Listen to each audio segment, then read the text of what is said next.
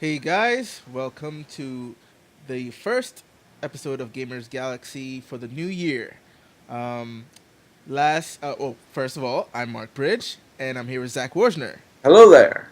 Right, so the last episode we had of Gamers Galaxy was like a string of bad news, but for now, we have at least two items that are sounds positive, and like one that is kind of on the side, but for the most part, it's positive, and then we can finish it up with our in no particular order this time, as we did with the film uh, anticipation list.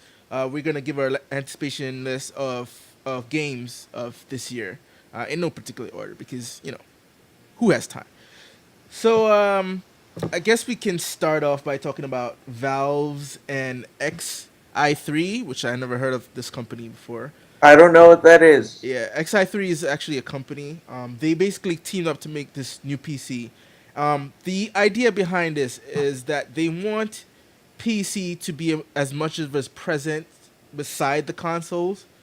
Um, to have it, because when you think of PC gaming, you think of always just geeks who are into like upgrading their stuff and these Yeah, high they're end just PCs. geeks, So right? yeah, I guess. Am I right? um, Is but but they're decided to make this very small, compact PC that's tinker friendly, as they call it, and it's able to put it like you'll think it's actually a small speaker. That's how small this thing is.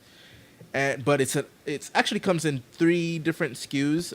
The X3, which X3A, which is I guess more of a casual, like people who just want to use a PC.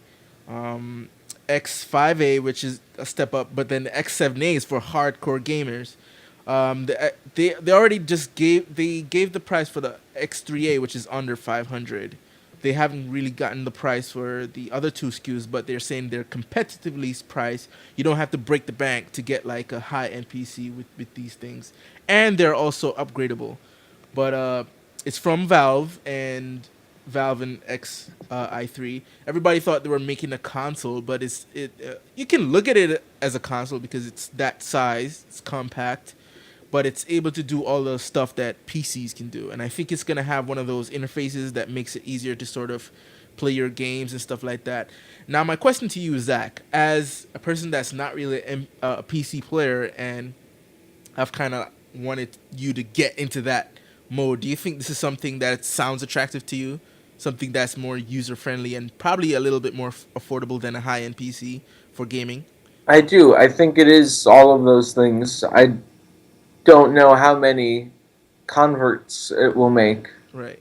because most of us would rather just stick with what we know, stick with our consoles. Mm-hmm. But if they take a little longer, a little too long for some, but if we don't hear any Xbox and PlayStation 4 news soon, I could see that filling the void. Right. So the thing about this, right? Um, PC has always been like a couple of generations ahead of consoles. Like that's why they always say like the games that come out for all three platforms always look better on the PC. Now, say something like this succeeds and people are starting to adapt it more because they even have made sure they it's like colorful, like how the iPods and different little small gadgets have different colors that people can customize and stuff like that. So it's one of those attractive new devices that people will jump onto like they did with tablets.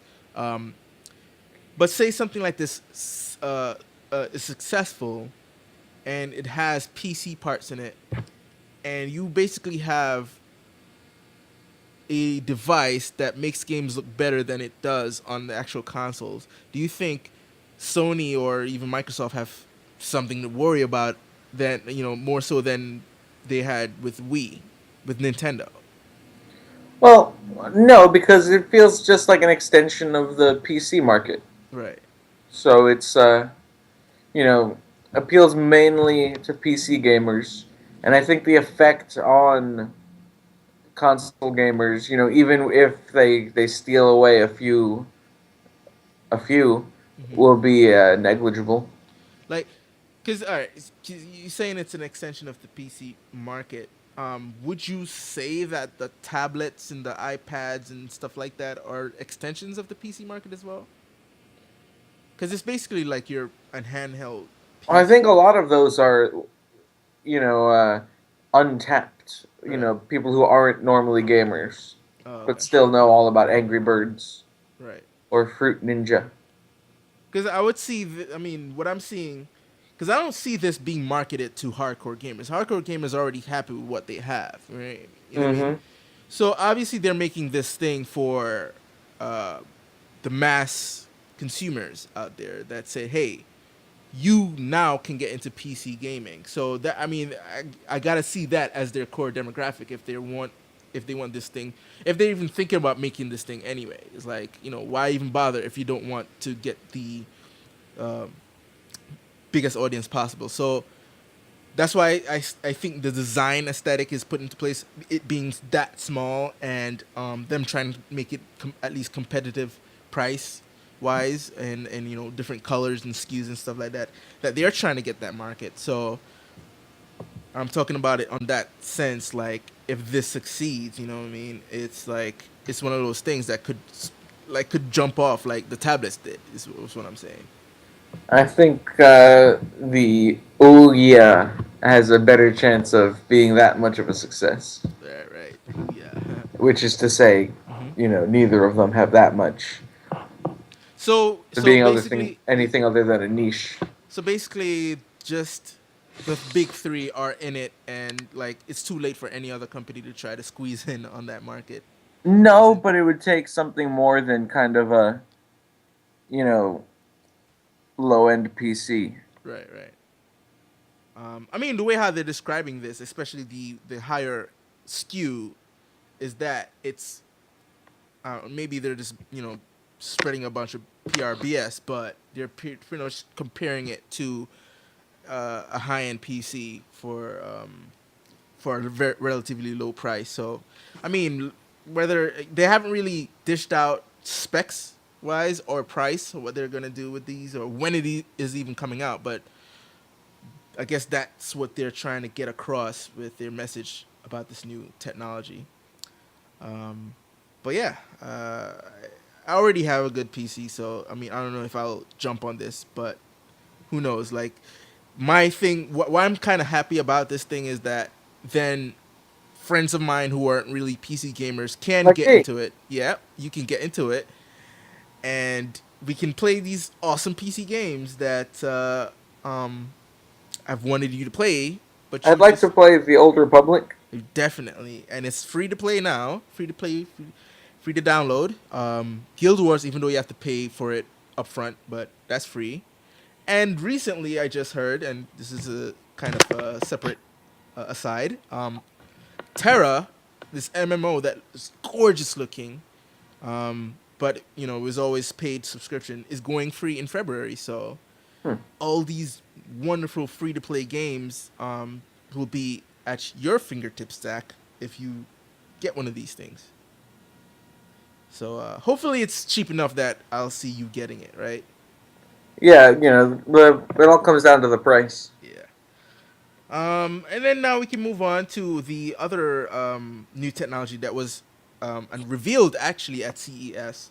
Um, the NVIDIA Android powered console, which is pretty much a handheld console, dubbed Project Shield, very Avenger-esque of them.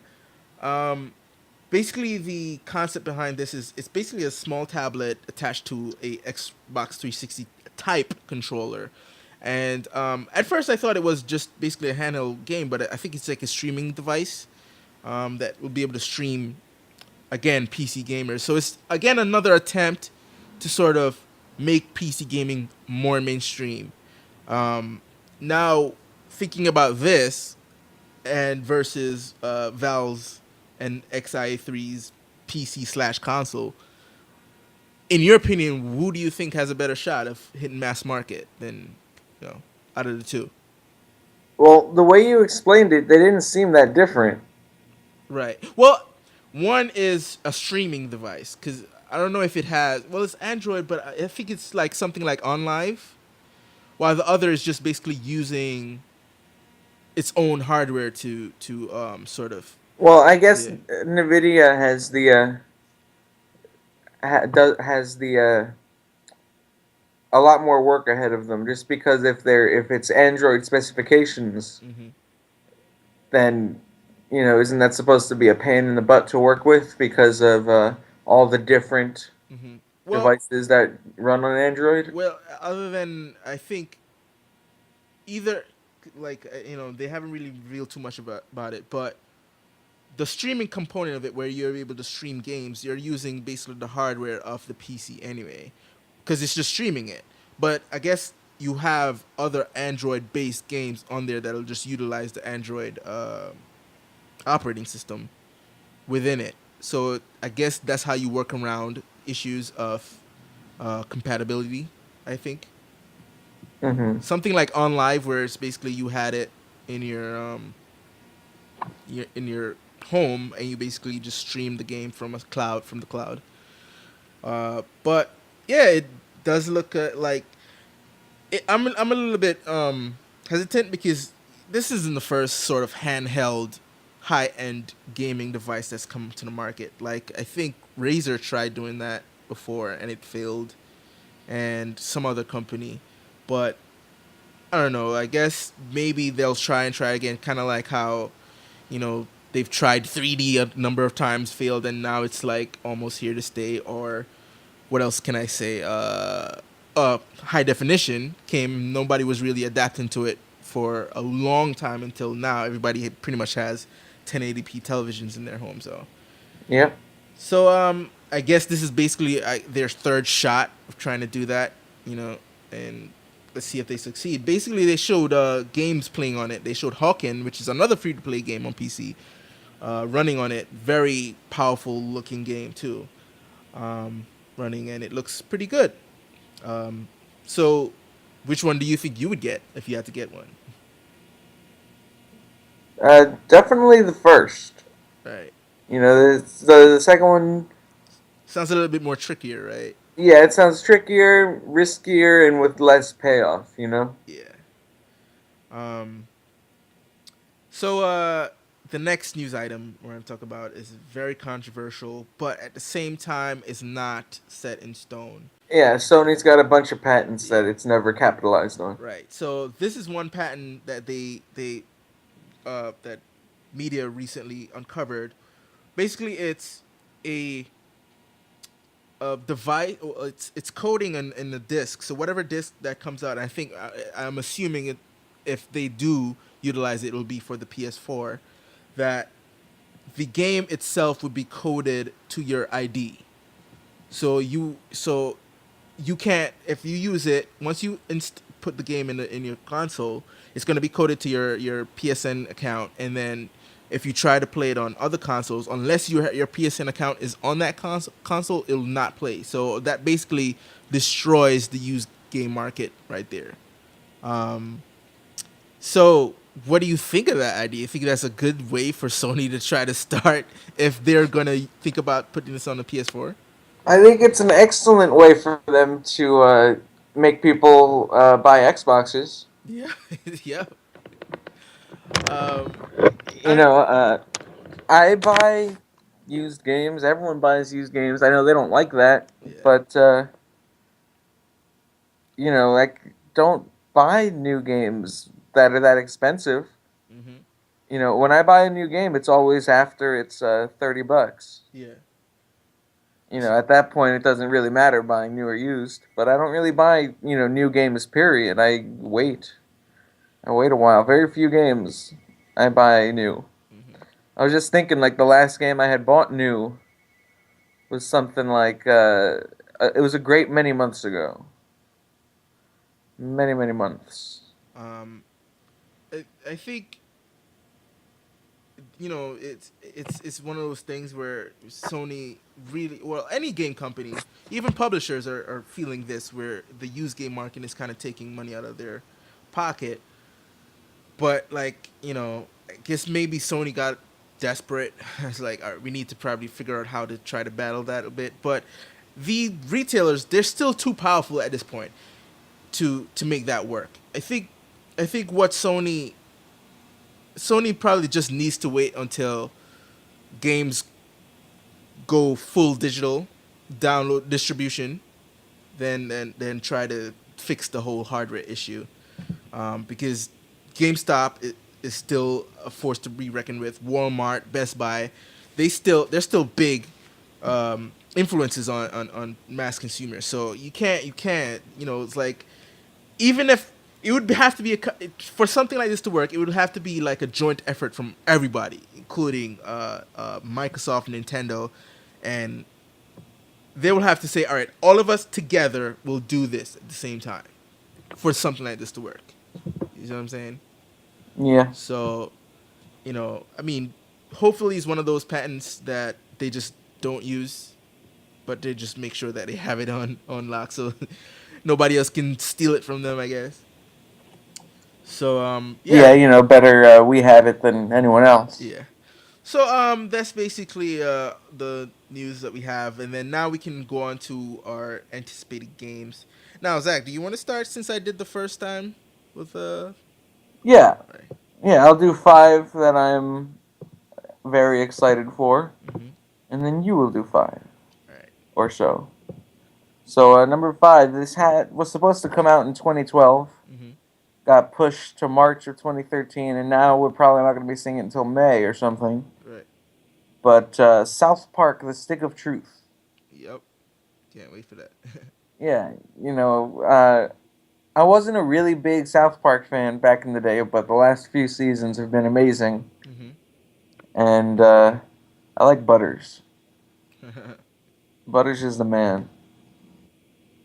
And this is written by uh, Matt and Trey. Right. So, and it's developed by Obsidian, who are good despite most of their games not being that great. Like their Fallout was kind of Well, the Fallout was great. It was just broken on PlayStation 3. right. Mm-hmm. You know, it was broken. Well, it was terrible, but it was also so good that even after it started freezing every 10 minutes, Mm-hmm. after you get to like around 50 hours, Right.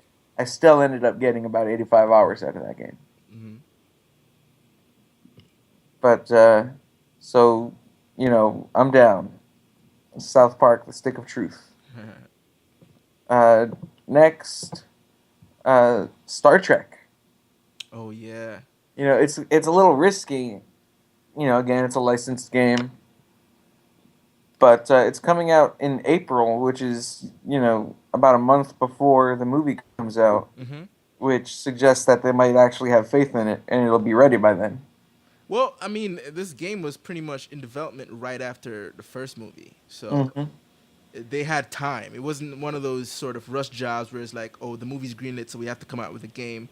So we're just gonna get any old engine and slap together a couple of missions and then put it out there. This has been in development for a long time, so Yeah, and it better be I good. love you know asymmetrical kind of co-op. Hmm. Kirk and Spock have different abilities. For those who don't know, it's a third-person shooter. You play as both of them. Right. Kind of reminds me of a little bit of Mass Effect in the Just in the yeah, aesthetic, I yeah, would think. yeah. It's not an RPG. And it's funny, while I was playing Mass Effect 2, it reminded me of Star Trek. Yeah. Okay, so yeah, go ahead. So, do we know right now if it's gonna have split screen co-op or if it's just I'm not sure, but I would one? I would assume so, I would cause hope so, yeah, because that's my preferred. Go ahead, hang me, but I prefer to play on the couch than with a headset. Right. Yeah, I think they'll accommodate those who still love split screen. Yeah. Let's see. Next, number two, right? Number two, or is this number three? This is number three. This is number three.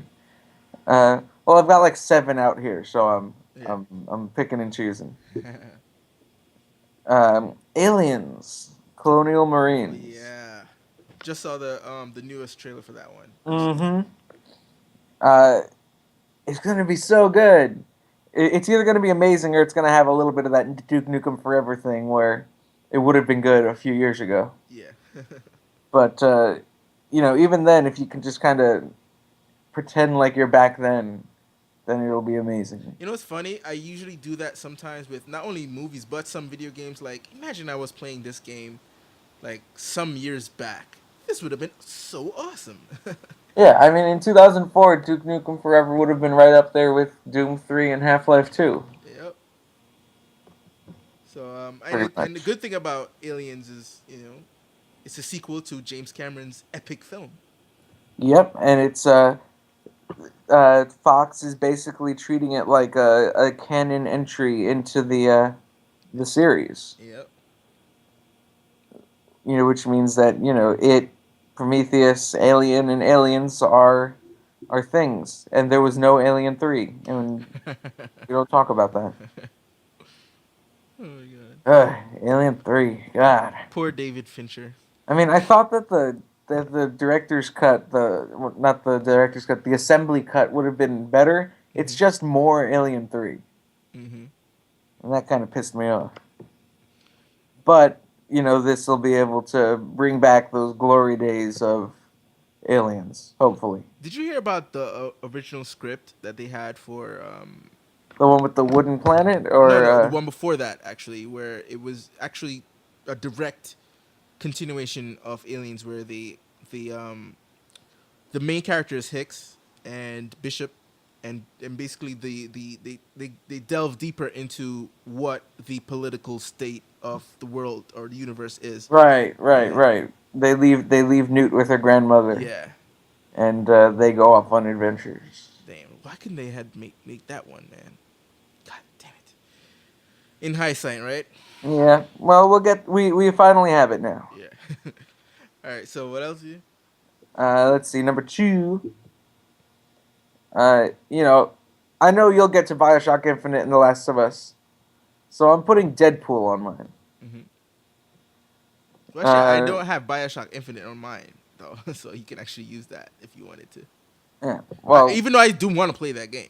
Don't get me Bioshock wrong. Infinite will be the glaring omission, despite it being one of my Hmm. most highly anticipated games. Right. It'll be the glaring omission. I'm just gonna put Deadpool on there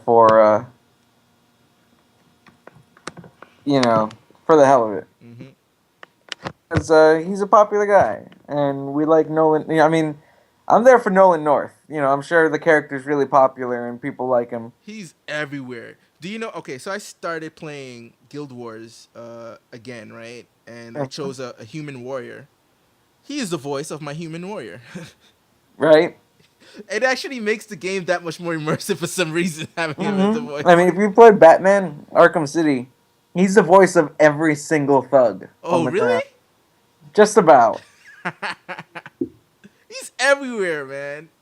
To think this guy started out as a evil doctor on what's that soap opera? Um, it was Bolden. No, one of them. Young and the One Restless, I Life think. to Live, All My Oh no, Children, no, it's Port. God, Port Charles. yes, he Uh, was the evil sort of doctor on that one. well, It's funny, everyone's got to start somewhere. yeah. But yeah, he's everywhere, man. I love Nolan North. He was recently in an episode with Emily Rose on Haven, and if you close your eyes, you could totally think you're watching Uncharted because Emily Rose is the star of that show, TV But show. anyway, Yeah, go ahead. I'm excited about Deadpool because it kind of, I hope that it'll be like the Spider-Man game on the PlayStation 1. Hmm.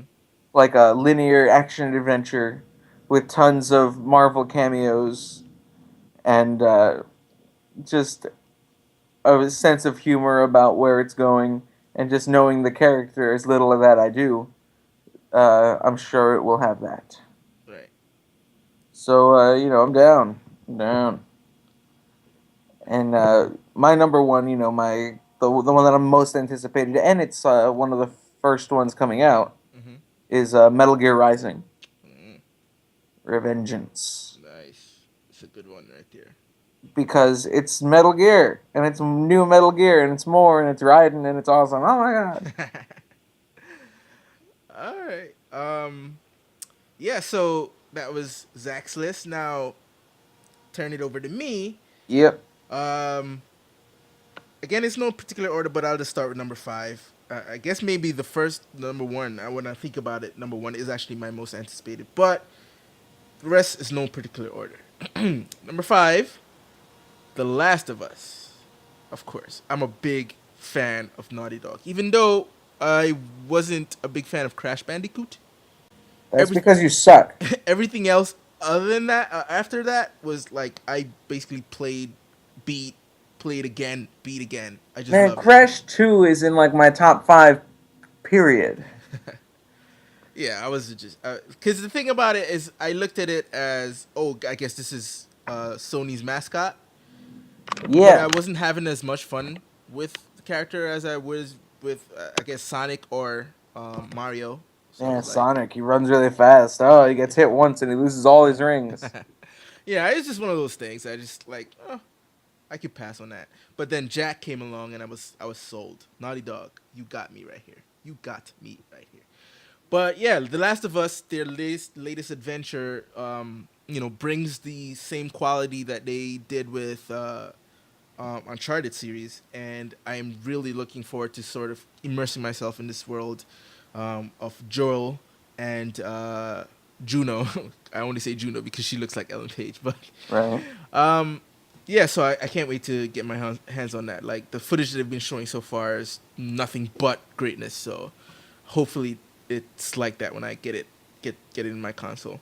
The next game, like you, I have this on my list, but you have it as number one. Metal Gear Rising.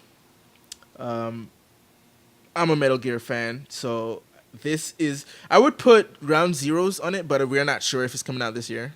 So this game is a definite February 19th. My eyes are set on that date. I'm actually going to do a giveaway of that. Also, remind you guys, I was actually going to save this to the end, but I might forget. I'm giving away DMC Devil May Cry, the reboot slash remake slash whatever. I don't know what the hell it is, but I'm giving away for either the Xbox 360 or PS3. You can get to the site for details on how to do that. But Metal Gear Rising, I also will be giving away when it comes around, so I can't wait for that game. It looks awesome, kind of like what something like Ninja Gaiden, but with the world of Metal Gear that Kojima created so beautifully. So I can't wait to hack and slash some mechs and cyborgs and PMCs. Oh, they don't exist anymore, do they? No, they do. Oh wow, yeah. So we'll take them on.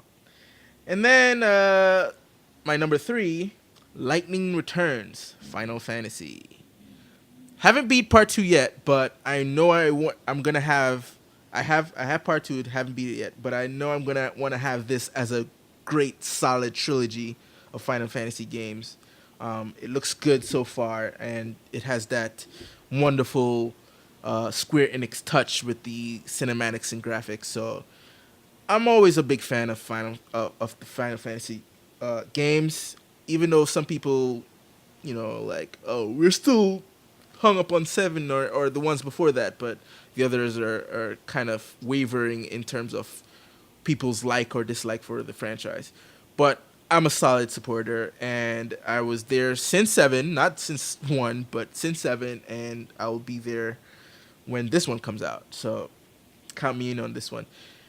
The number two, Grand Theft Auto 5. Grand Theft Auto 4 was the first GTA game I've ever beaten. And I was so proud of myself when I actually stuck through and I went through and I beat it. And this one looks just as much fun, probably even more fun because they're bringing. I guess they're gonna bring more elements of San Andreas in it, like where you can do a bunch of other activities outside of the main game. I probably won't be partaking in none of that stuff because I'm really more of a story guy and I go from mission to mission, campaign to campaign until it's done. But it's nice that it's out there for people who want to get into it. So it looks like it's gonna be another powerful seller come this spring because unlike the Call of Duty franchise and the Madden franchise and to some extent the Assassin's Creed franchise, we don't get too much of these games a year. Like it's been like 4 years between each game, right? I think the closest of, the releases have been was three, Vice City and San Andreas, Yeah, right? those were yearly, Yeah, just and about. and then after that it was like because part one and part two kind of spaced out, and then there was a space between two and three, and then between San Andreas and GTA 4. So we got another space, and we are yearning for some good old fashioned GTA awesomeness. So I can't wait to get that. And now my number one is actually my most anticipated game that is certainly going to come out this year. Um, Beyond from Quantic With the Dreams. actual Ellen Page. Yeah. um, the it's funny though. I was kind of bummed out that the tech demo that they'd had, Kira, wasn't actually a game. Did you see that one? Yeah, Like, that's the one with the assembly line, yeah, right? that was like so heartbreaking, and it was like, oh my god, like I wanted to see what happens next for that character. So I was so hoping that it was actually a game that you go through the life of that character or whatnot. But instead, we have Beyond, which also looks awesome. Um, I loved Heavy Rain. Did you play Heavy Rain? Oh yes, What'd you think? I am a big fan, big fan, big fan. So Although I do have to admit to loading my game after my guy got killed. oh I was like, no, no, no, no, no, no, no, no, no, no, no, no. yeah, I didn't like every time somebody got killed. I went back. I wanted the game to finish with everyone It surviving. only happened that one time though, and it was the very end. Right. I was fighting the origami killer, Hmm. and then he hit me in the head with a TV. Yeah, I actually managed to survive that one, but there's a couple of moments where like, no, nope, going back. Sorry, I want everyone to survive. Um, But yes, big fan. yeah, but Beyond looks really amazing. I wonder if I think it has the same aesthetic, right? In terms of you can't really die, is that, or do you die? They haven't really said, but they did say that there will be more direct gameplay. Yeah. So, um, graphics wise, of course, looks amazing. PS3 as always, always delivers. Um, so I think these guys might have another hit on their hands. Did you see the statistics that they did for Heavy Rain about it being the highest rate percentage beaten, actually finished, completed? Yeah. And I think they're onto something. Even though a lot of people are saying, "Oh, I hate quick time events in video games," and this is not actually a game; it's just an interactive movie. But it works. It's kind of like how they talk about Michael Bay's a hack filmmaker, but yet his movies sell. You know? Well, that's because they appeal to the lowest common denominator. Yeah. I So do not think David Cage will appreciate you comparing him.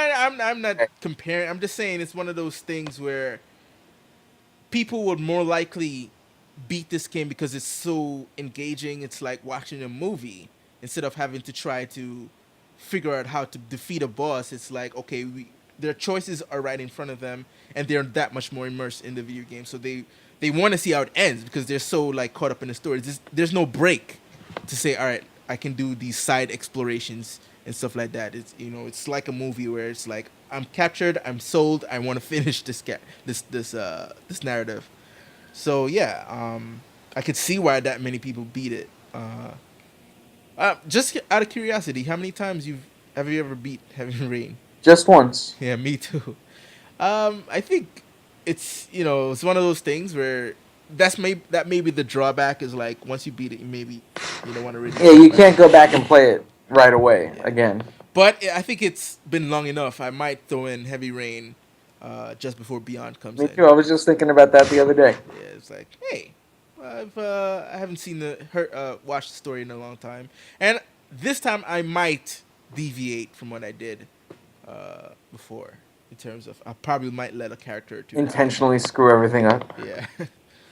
um, So like, let everybody die. what an ending that would be, right?